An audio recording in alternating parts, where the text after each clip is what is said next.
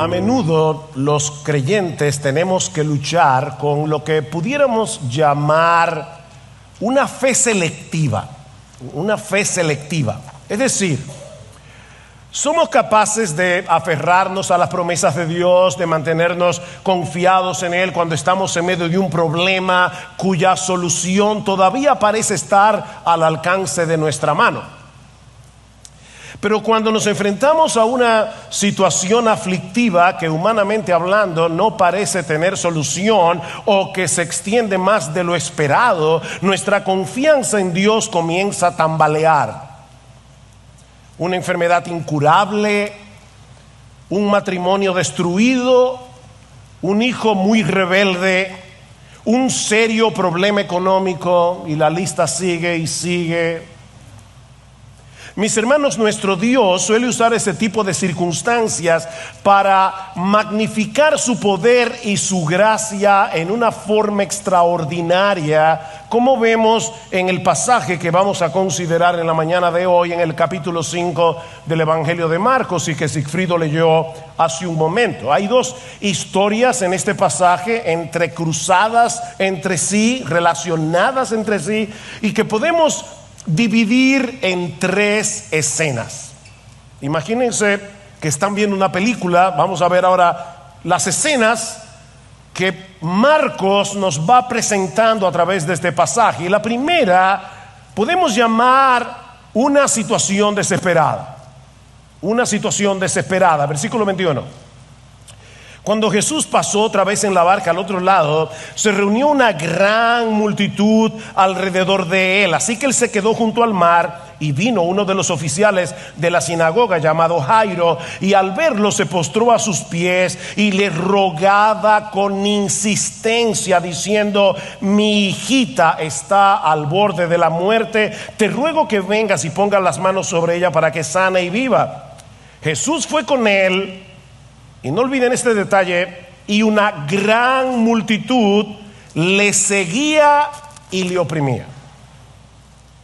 Jairo era, dice Marcos, un oficial de la sinagoga. La sinagoga es el lugar donde los judíos se reunían para adorar a Dios en el día de reposo, cuando estaban lejos del templo de Jerusalén. Y cada sinagoga tenía un oficial o un conjunto de oficiales que estaban encargados de supervisar todo lo concerniente al culto público. Generalmente eran personas laicas elegidas por la comunidad debido a su carácter, a su liderazgo, pero sobre todas las cosas debido a su devoción religiosa. De manera que eran personas muy respetadas por el pueblo. Jairo era muy conocido, Jairo era muy respetado en la ciudad de Capernaum, que es donde se desarrollan estas historias. Seguramente estaba estrechamente conectado con los líderes religiosos de Israel, que en este punto del ministerio de Jesús lo rechazaban abiertamente. Pero a pesar de sus conexiones religiosas, cuando Jairo vio a Jesús, se postró delante de él en público, rogándole que viniera a su casa porque su hijita estaba al borde de la muerte. Marcos nos dice más adelante, versículo 42, que la niña tenía 12 años. Y Lucas añade el dato de que era hija única. Una hija única de 12 años. Era una situación angustiosa, era una situación desesperada. Pero Jairo cree que Jesús es capaz de sanar a su hija. Recuerden, mis hermanos, que fue en la sinagoga de Capernaum, siendo Jairo uno de los principales de la sinagoga, donde Jesús libertó a un endemoniado, dice en Marcos capítulo 1, y de hecho fue en la ciudad de Capernaum donde Jesús llevó a cabo la mayoría de sus milagros. Así que Jairo había sido testigo de la compasión, del poder de nuestro Señor Jesucristo, y por eso le suplica de rodillas delante de todo el mundo que sane a su niña. ¿Hay problemas con el micrófono? ¿Qué debo hacer? ¿Sigo adelante? Mis hermanos, yo necesito que en esta mañana ustedes hagan uso de toda su imaginación. Yo necesito que ustedes se metan en Marcos 5. Aquí está este hombre archiconocido en la ciudad, muy respetado, delante de alguien muy odiado. Era muy arriesgado para un hombre de su posición social y religiosa postrarse de rodillas delante de alguien como Jesús. Pero Jairo amaba más a su hija que a su reputación. Su corazón de padre, y yo sé que todos los padres aquí entienden eso, su corazón de padre no le permitía estar atento a ninguna otra cosa que no fuera ese último rayo de esperanza en la persona de Jesús. Yo recuerdo en una ocasión que uno de nuestros hijos estaba en una situación de mucho dolor físico, mucho dolor físico. Y recuerdo que le decía al médico: mire, doctor, si yo pudiera tomarme una pastilla para que el dolor de mi hija se traspase a mi cuerpo, yo me lo tomaría sin dudar. Sin dudar. Mis hermanos, Jairo hizo lo que cualquier padre hubiera hecho en su situación. Los padres somos capaces de hacer lo que sea por amor a nuestros hijos. Jairo sabía que no tenía mucho tiempo para estarse preocupando por guardar el protocolo de una persona de su rango. Él iba a hacer todo lo que estuviera a su alcance para salvar a la niña, aunque eso le costara su reputación, aunque eso le costara muchas amistades. Pero entonces en la historia ocurre algo inesperado que pone a prueba la fe de Jairo. Jesús se detiene a tratar el caso de una mujer enferma en vez de seguir avanzando hacia donde estaba la niña moribunda. Por eso yo he titulado esta segunda escena una dilación incomprensible. Una dilación incomprensible. Versículo 25. Y una mujer que había tenido flujo de sangre por 12 años y había sufrido mucho a mano de muchos médicos y había gastado todo lo que tenía sin provecho alguno, sino que al contrario había empeorado, cuando oyó hablar de Jesús, se llegó a él por detrás entre la multitud y tocó su manto. Definitivamente la providencia de Dios es tan extraña en ocasiones. Mis hermanos, ¿qué edad era la que tenía la hija de Jairo? A ver si estaban despiertos. 12 años. ¿Cuánto tiempo tenía esta mujer padeciendo con el flujo de sangre? 12 años. Así que es muy probable que en el mismo año en que esta mujer enfermó nació la hija de Jairo. Y las dos historias se fueron desarrollando por separado la una de la otra hasta que las dos se toparon con Jesús y quedaron unidas para siempre. Dios había orquestado las cosas para que la enfermedad de esta mujer, que había empezado hacía 12 años, pusiera a prueba la fe de Jairo. Esta mujer no solo tenía un serio problema de salud, sino también social y religioso, porque cuando una mujer tenía la menstruación quedaba ceremonialmente impura por 7 días según la ley del Antiguo Testamento. Ahora yo debo aclarar que una impureza ceremonial no implicaba nada pecaminoso, no era un problema moral, pero sí le impedía a la persona afectada participar de la adoración o acercarse al santuario, y todo el que tocara a esa persona quedaba ceremonialmente impura también. De manera que esta mujer llevaba 12 años sin la posibilidad de tener una vida normal. 12 años. Aparte de la debilidad que seguramente padecía por la constante pérdida de sangre, muy probablemente esta mujer había tenido que sufrir vergüenza, soledad, quién sabe si algunos en el barrio cuchicheaban contra ella diciendo algún pecado cometió para que Dios la castigara de esa manera. Mis hermanos, todo eso se suele mezclar en medio de la prueba. Y para colmo de males, ella había gastado todos sus recursos yendo de un médico a otro. Yo me puedo imaginar perfectamente, acaba de llegar un individuo a Capernaum, que eso es lo último de... Él es el médico chino y la muchacha iba ahí, gastaba su dinero, nada de nada. Dice Marcos que más bien le iba peor, y peor, y peor. Esta mujer había perdido toda esperanza, hasta que de repente se entera que Jesús ha vuelto a Capernaum. Y al igual que Jairo, ella decide poner de lado los convencionalismos sociales y mezclarse entre la multitud, algo que ella no podía hacer, para llegar hasta él, porque ella pensaba que si tan solo tocaba su manto sería sanada. Dice en el versículo 28, porque decía: si tan solo toco sus ropas sanaré. Y dice: al instante, cuando ella tocó a Jesús, la fuente de su sangre se secó y sintió en su cuerpo que estaba curada de su aflicción. Tan pronto esta mujer tocó a Jesús, su hemorragia se detuvo. Lo que los médicos no habían podido hacer en 12 años, Jesús lo hizo en un segundo y completamente gratis. Ahora ella sabe que lo que acaba de hacer era muy problemático en esa cultura, porque muchos ya veían a Jesús como un rabino, y era una ofensa horrible que una mujer en esa condición tocara a un maestro como Jesús. Así que ella intenta pasar desapercibida, pero entonces ocurre algo bien extraño. Y aquí, hermanos, es donde Dios desafía nuestra lógica.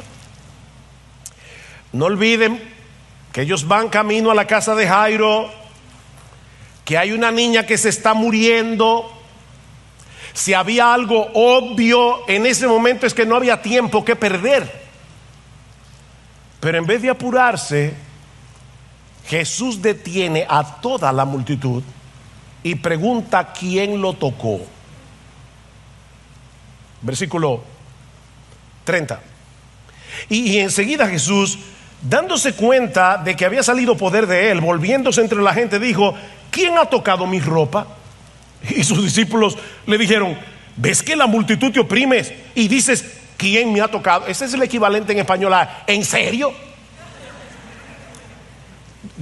Hermanos, acuérdense que los discípulos tenían su carácter y a veces hasta se molestaban con Jesús.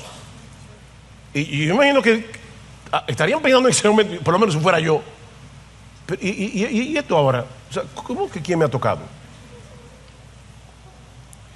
Pero él miraba a su alrededor para ver a la mujer que le había tocado. ¿Se dan cuenta, hermanos, que Cristo le está diciendo quién me ha tocado? Porque él no sabía quién era.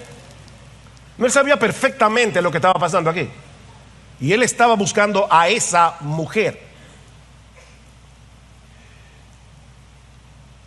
Parece absurdo, con muchísima gente oprimiendo, lo que Jesús haga una pregunta como esta, pero él quiere que todo el mundo sepa lo que sucedió con esa mujer. Él quiere. Versículo 33. Entonces la mujer, temerosa y temblando, dándose cuenta de lo que le había sucedido, vino y se postró delante de él y le dijo toda la verdad. Y Jesús le dijo: hija, tu fe te ha sanado, vete en paz y queda sana de tu aflicción. Hay al menos 3 detalles aquí a los que yo quiero llamar la atención de ustedes por un momento. La primera es que el Señor está aprovechando esta ocasión para darle una instrucción teológica a esta mujer. Recuerden que ella creía que por tocar el manto de Jesús podía sanarse, pero ahora Jesús le hace ver que su ropa no tiene ningún poder. Su ropa no tuvo nada que ver con el milagro. Tu fe fue por medio de la fe que nada, no por causa de la ropa. Mis hermanos, la ropa de Jesús no tenía ningún poder. De hecho, ni siquiera la fe tiene poder para hacer absolutamente nada. Yo escucho a la gente que dice: la fe mueve montañas. No, la fe no mueve ni una hormiga. La fe no hace nada. La fe no mueve montañas. Mueve la montaña es Cristo por medio de la fe. Es Cristo el que obra por medio de la fe. Como dice un comentarista, esta mujer tenía una fe fuerte y una teología débil. Así que Jesús aprovecha la ocasión para exaltar su fe y corregir su teología. No fue mi ropa, mujer, fue tu fe en mí. Lo segundo que hace Jesús aquí es declarar públicamente que esta mujer había sido librada de su impureza ceremonial. Eso era importante, porque por primera vez en 12 años esta mujer comenzaría a vivir una vida normal. Por primera vez, por primera vez iba a poder mezclarse con la gente, ir al mercado, hablar con sus amigas. Por primera vez iba a recibir un abrazo en 12 años. De manera que fue por su propio bien que Jesús no permitió que este milagro pasara desapercibido. Pero hay algo mucho más importante aquí, versículo 34. Y Jesús le dijo: hija, tu fe te ha sanado, vete en paz y queda sana de tu aflicción. La palabra que se traduce como sanar es exactamente la misma palabra que se usa en el Nuevo Testamento para salvar. Así que hay un juego de palabras aquí. Ella se había acercado a Jesús para ser sanada, pero había encontrado en cambio sanidad y salvación, las dos cosas. Hija, tu fe te ha sanado. Por 12 años ella había llevado en su cuerpo un recordatorio de la corrupción que todos llevamos en el alma por causa de nuestros pecados. Pero Cristo en un instante no solamente había removido su aflicción física, sino también su culpa y su vergüenza. Hija, vete en paz. Disfruta a partir de ahora del shalom de Dios, porque has pasado a ser hija suya por medio de la fe. La palabra shalom significa disfrutar de la plenitud de vida que solo Dios puede dar. Es mucho más que ausencia de intranquilidad o ausencia de guerra, es plenitud. Yo he venido para que tengan vida, dice Jesús, y vida en abundancia. Esa vida abundante es el shalom de Dios. Vete en paz. Comienza a disfrutar de ese shalom. Ahora, de nuevo, hermanos, imagínense la irritación de los apóstoles y la angustia de Jairo, que ven aumento cada segundo. Su niña se está muriendo.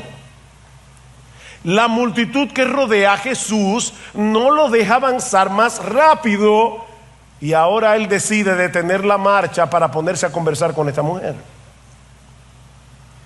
Mis hermanos, lo que Jesús está haciendo aquí no solo parece irracional, humanamente hablando, parece irresponsable.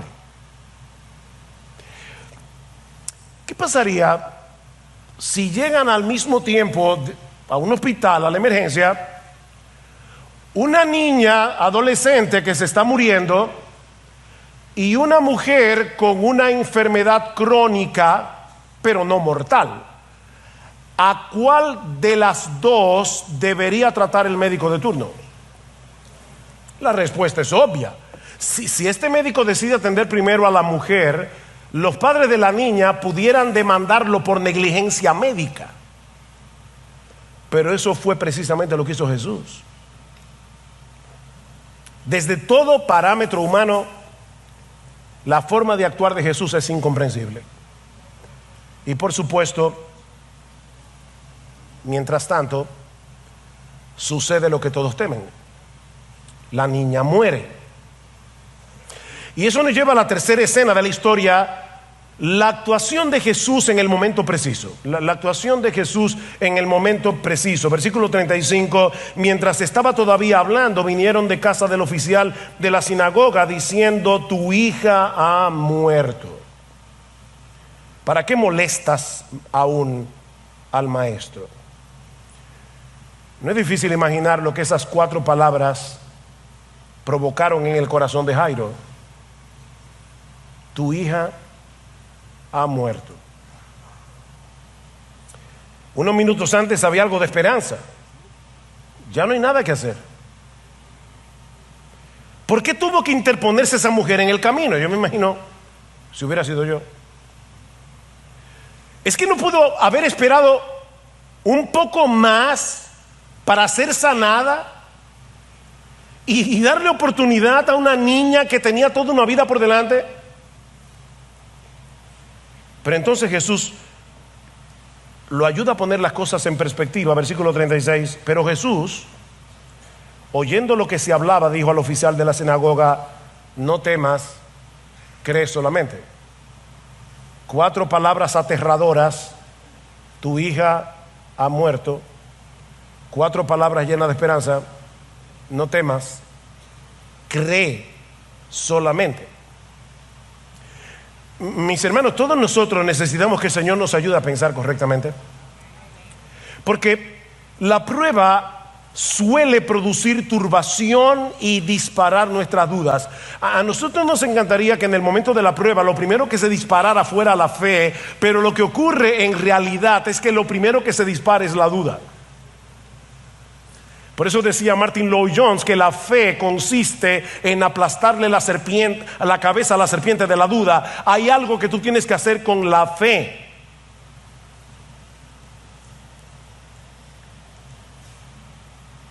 Hasta que entendemos que Jesús es confiable. No importa las circunstancias. Mi hermano, mi hermana, yo no sé por lo que tú puedes estar pasando en este momento, pero sea lo que sea, si tú eres creyente, no olvides que Jesús es confiable. Jesús es confiable. Tal vez en algún punto de la historia Jairo llegó a pensar que Jesús no había actuado con la rapidez que el caso ameritaba. Si tan solo se hubiera apresurado un poco más, su hija estaría viva. Pero el Señor sabía que no había razón alguna para apurar el paso. Las cosas debían suceder según la agenda de Dios, no según la agenda de Jairo, no según la agenda de los apóstoles, tampoco según la agenda tuya y mía. Miren, hermanos, si hay algo que aprendemos de las Escrituras es que nuestra noción del tiempo nunca es adecuada cuando estamos evaluando el tiempo de obrar de Dios. Saben que cada cultura tiene una noción particular del tiempo, y eso impacta considerablemente la manera como reaccionamos. Yo recuerdo cuando estuvimos el año pasado en la conferencia en Londres, me llamaba la atención que decía: el tren llegará a las 9:04. Y no puede ser a las 9 redondo, no, a las 9:04. Y yo me quedaba con el reloj. 4, ¡pam!, llegaba el tren. Los ingleses son increíbles. Ahora, imagínense una boda entre un inglés y una dominicana.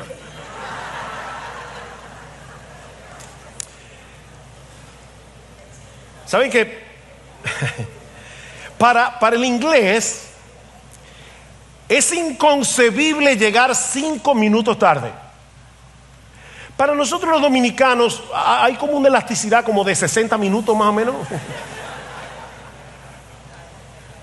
Lamentablemente.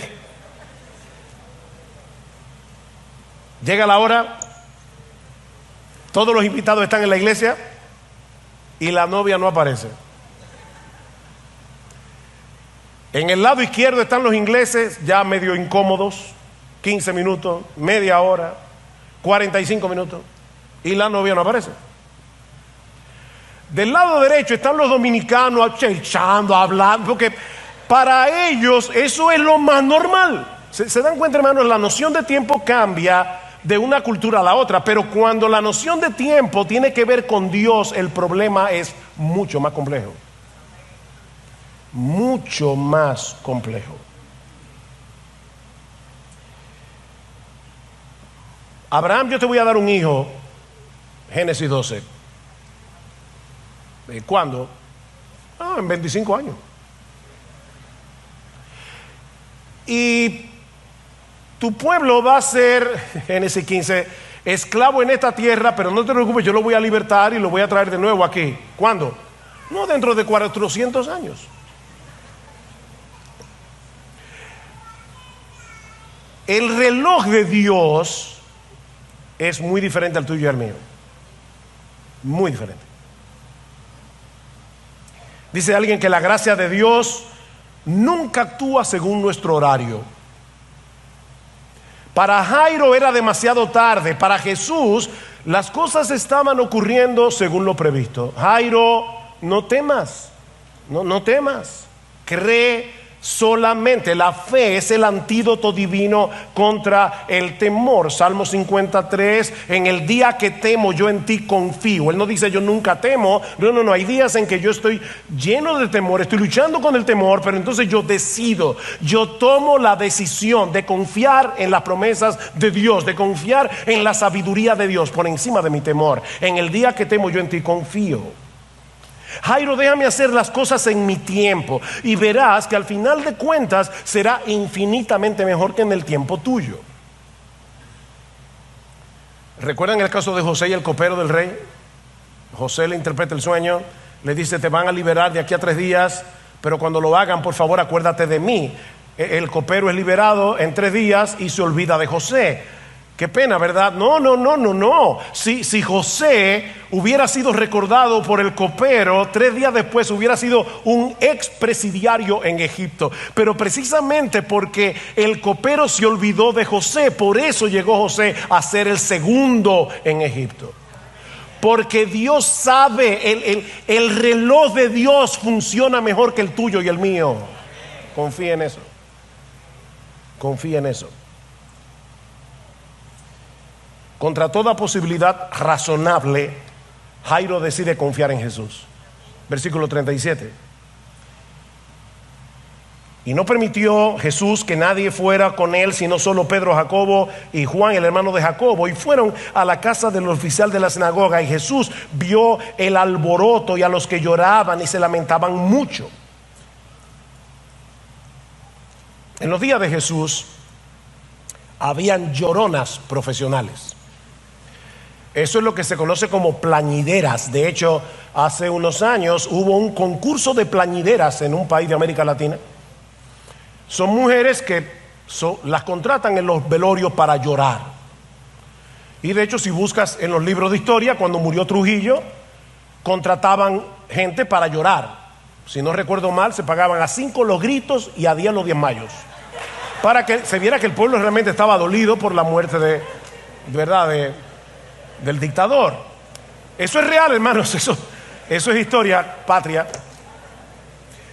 Bueno, lo que está pasando aquí es que cuando llegan a la casa de la hija, a la casa de Jairo, como Jairo era un hombre de buena posición económica, seguramente habían muchas plañideras. De hecho, Mateo dice que había una multitud de gente llorando. ¿Y cómo sabemos que esto no era sincero? Por lo que sucede inmediatamente después, versículo 39, o por lo menos en el caso de algunos. Dice: y entrando le dijo: ¿por qué hacéis alboroto y lloráis? La niña no ha muerto, sino que está dormida. Y se burlaban de él. ¿Ven cómo el llanto pasó a la burla en un segundo? Comenzaron a burlarse de Jesús. Pero Jairo sigue creyendo. Pero él, echando fuera a todos, tomó consigo al padre y a la madre de la niña y a los que estaban con él, y entró donde estaba la niña. El Señor entra a la habitación, y lo que ocurre allá adentro es una extraordinaria mezcla de poder, ternura, compasión. Porque en la ley ceremonial, otra vez, del Antiguo Testamento, si tú tocabas el cuerpo de un muerto, tú quedabas también ceremonialmente impuro de nuevo. ¿Ven cómo la impureza ceremonial es una idea importante en este pasaje? Pasa con la mujer, pasa con la hija de Jairo. Pero Jesús no toma eso en cuenta y dice en el versículo 41: y tomando a la niña por la mano, ese detalle es importante, le dijo: Talita cum, que traducido significa: niña, a ti te digo, levántate. Talita es un diminutivo cariñoso, que literalmente como muchachita o algo así. Y cum o cumi significa levantarse, como el que despierta del sueño. Así que lo que Jesús está haciendo aquí es muy similar a lo que hacemos nosotros los padres por la mañana, cuando nos acercamos a la cama de uno de nuestros hijos y le decimos: tesoro, mi amor, es hora de levantarse. Pero la palabra de Jesús, a diferencia de la tuya y de la mía, es tan poderosa que cuando Él habla, hasta los muertos oyen y vuelven a la vida. Versículo 42. Al instante, otra vez, a la mujer del flujo de sangre, al instante la fuente se secó. Al instante la niña se levantó y comenzó a caminar, pues tenía 12 años. Y al momento se quedaron completamente atónitos. Entonces les dio órdenes estrictas de que nadie se enterara de esto y dijo que le dieran de comer a la niña. ¿Ven por qué les decía que hay una mezcla aquí de ternura, poder? Es muy probable que esta niña haya estado inapetente durante el tiempo de su enfermedad, pero el Señor acaba de restaurarla a su estado normal, así que ella había vuelto a tener toda la energía y todo el apetito de un adolescente. Y hasta de eso se ocupó Jesús. Denle de comer. Ahora, mis hermanos, esta es la historia, pero más allá de la compasión, el poder que Cristo mostró tanto a la mujer con el flujo de sangre como a la hija de Jairo, yo quiero ahora que veamos un poco más profundo, porque en cierto modo estos dos milagros son una representación visible del Evangelio. Jesús tuvo que entrar en contacto con nuestras impurezas para que por medio de Él seamos purificados. Cuando la mujer con flujo de sangre tocó a Jesús, en vez de hacerlo a Él ceremonialmente impuro, lo que sucedió en realidad fue que su impureza quedó completamente eliminada. Y lo mismo sucedió con la hija de Jairo. En vez de contaminarse al tocar su cuerpo muerto, el toque de su mano hizo que la niña volviera a la vida.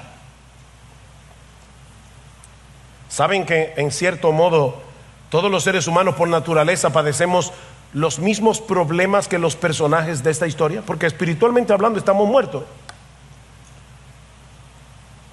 y somos inmundos, impuros por causa de nuestros pecados. Y así como la hija de Jairo no podía resucitarse a sí misma, y la mujer con flujo de sangre no podía sanarse y purificarse, mi amigo que estás aquí en esta mañana, no hay absolutamente nada que nosotros podamos hacer por nosotros mismos para resolver nuestros problemas delante de Dios. Dos problemas: somos impuros, estamos muertos.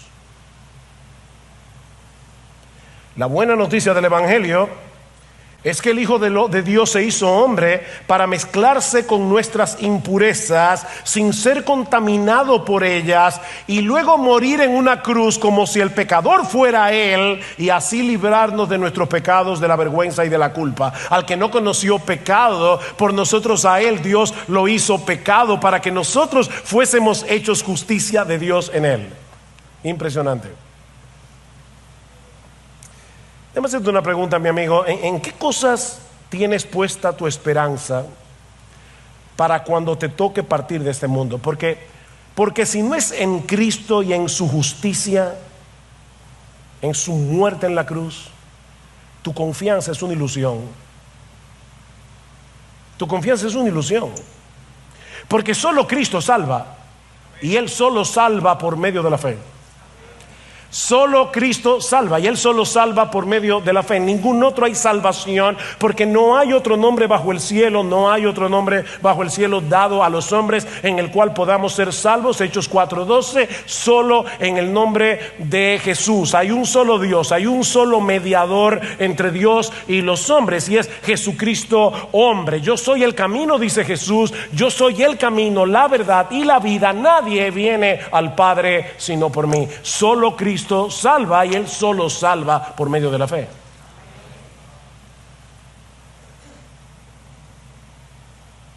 Pero hay algo más que vemos en esta historia, y no es solamente una representación del Evangelio. Mis hermanos, estas dos historias nos recuerdan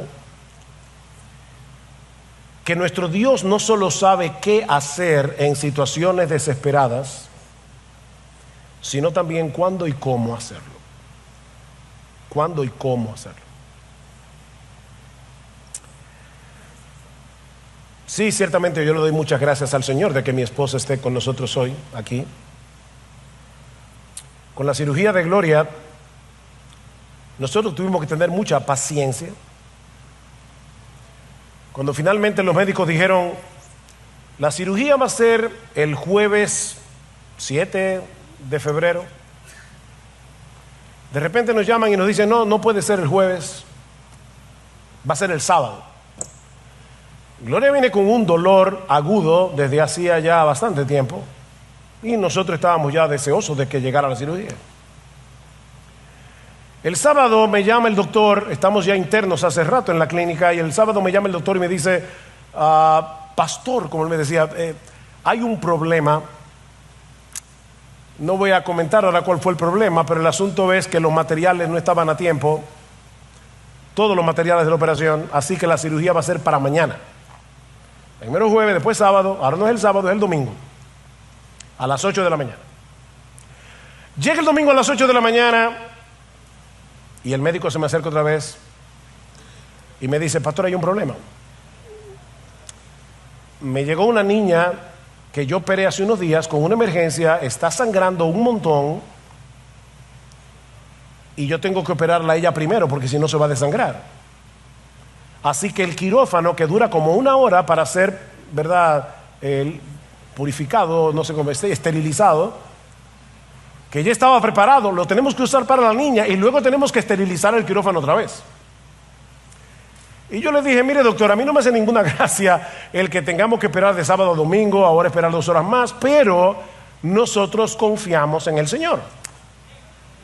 Así que la cirugía que estaba pautada para el jueves, finalmente se hizo el domingo a las 11 de la mañana. Cuando termina la cirugía de Gloria, uno de los médicos que asistió en el quirófano me dice, ¿sabe una cosa? Si no hubiera sido por la cirugía de su esposa, esa niña hubiera muerto.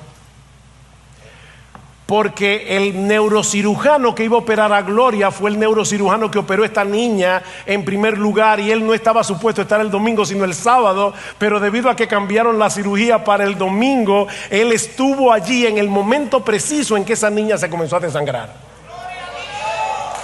Y nosotros dijimos, definitivamente el Señor sabe mejor que tú y mejor que yo cuál es la hora. Él lo sabe mejor que tú y mejor que yo. Jesús no estaba siendo negligente con Jairo y la familia. Esta supuesta tardanza era parte de su amor, porque a final de cuentas Él le dio a Jairo mucho más de lo que le había pedido. Él se acercó no para pedir una resurrección, Él se acercó para pedir sanidad. Pero tuvo la oportunidad de ver a Jesús levantar a una niña muerta y darle vida.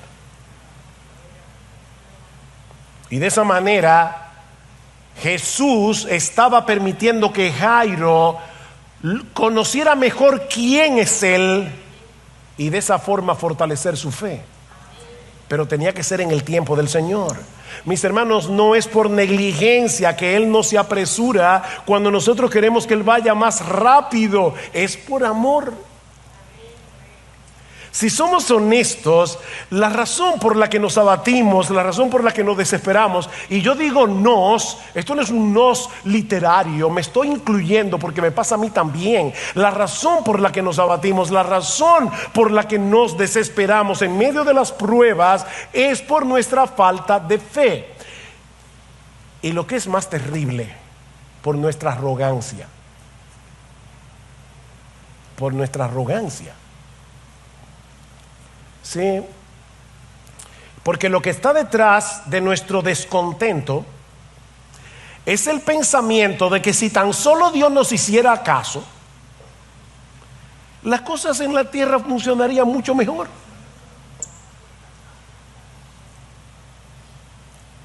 Y Dios, en su amor, nos hace esperar y esperar y esperar, para ayudarnos a tener una perspectiva correcta de la realidad y darnos la oportunidad de fortalecer nuestra fe haciendo uso de la fe. La única forma de fortalecer la fe es usando la fe.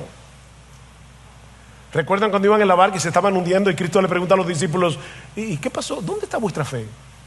Fíjense, ellos tenían fe, pero no la usaron. Y yo creo que eso es lo que nos pasa a todos nosotros. Y Cristo nos dice, ¿dónde está nuestra fe? Es como el individuo que se compra un revólver para protegerse, lo asaltan y los amigos le preguntan, ¿y qué hiciste con el revólver? Y dice, no, lo escondí tan bien que no lo pude sacar a tiempo. No, la fe, tú tienes que usar la fe. La fe es para usarla, es en el momento de la prueba donde yo tengo que hacer el esfuerzo consciente de descansar en las promesas de Dios, de traer a mi mente las promesas de Dios, de traer a mi mente la palabra de Dios, el carácter de Dios. Eso es ejercer fe. Él no siempre nos dará lo que queremos, pero siempre nos dará lo que necesitamos. Dios siempre hará lo que es mejor, mis hermanos, Dios siempre hará lo que es mejor, para su gloria y para el bien de su pueblo. Pablo, Señor, quítame este aguijón, si tú me quitas este aguijón, yo voy a servirte mejor. No, Pablo, bástate mi gracia, mi poder se perfecciona en la debilidad. Tú no te das cuenta que es precisamente por causa de tu debilidad que yo te estoy usando más para magnificar mi poder. Es por fe que andamos, no es por vista. Fue la fe lo que hizo la diferencia, la gran diferencia en el caso de la hija de Jairo y en el caso de esta mujer. No temas, cree solamente. Por eso leemos nuestra Biblia cada día, por eso nos congregamos los domingos para alimentar nuestra fe por medio de la palabra de Dios. Esta mañana uno de los pastores nos envió un poema de Paul Tripp en un libro titulado El domingo importa. Y de verdad, hermanos, yo cuando vi esto dije, esto es exactamente lo que yo necesitaba para mi vida y para el sermón de hoy. Dice Paul Tripp, obviamente está traducido al español: tengo un problema en mi vista. No es que mis ojos físicos se estén gastando, mi problema son los ojos de mi corazón. A menudo me falta claridad de visión, la visión que se necesita para vivir como sabes que debes vivir, para vivir con un propósito moral, para vivir con un corazón sumiso, para vivir libre de quejas, para vivir con gratitud, para vivir con alegría, para vivir con un corazón tranquilo, para vivir con confianza en ti, para vivir para una gloria mayor que la mía, para vivir con la eternidad en mente, para vivir con una esperanza inquebrantable, para vivir con una valentía humilde, para vivir una vida moldeada por el amor, para vivir dispuesto a perdonar, para vivir con un corazón generoso, para vivir afligido por mi pecado, para vivir comprometido con la confesión y el arrepentimiento, para vivir descansando en la justicia de Cristo, para vivir una vida de fe y no de miedo, para vivir creyendo que me has dado todo lo que necesito, para vivir libre de la adoración a los ídolos, para vivir con un corazón tierno y maleable, para vivir de verdad. Con demasiada frecuencia dejo que las luchas y las decepciones de la vida dominen tanto mi visión, mi meditación, mis interpretaciones, que quedo temporalmente ciego a ti, ciego a tu presencia, ciego a tus promesas, ciego a tu poder, ciego a tu gracia siempre activa. Y cuando hago esto, dejo que los problemas me definan, dejo que las decepciones digan quién soy, dejo que lo no deseado y lo inesperado moldee mi forma de pensar sobre mi vida y mi potencial. Dejo que el miedo abrume a la fe, dejo que las quejas tomen el lugar de la alabanza, dejo que la ceguera me haga preguntarme: ¿dónde estás? ¿Qué estás haciendo? Si acaso escuchas mi clamor, si tus promesas todavía son confiables, yo dejo que mi ceguera me haga colocarte en la corte de mi tribunal y cuestionar tu fidelidad y tu amor. De manera que corro de nuevo con tu pueblo hacia tu templo, como hemos hecho hoy en la mañana.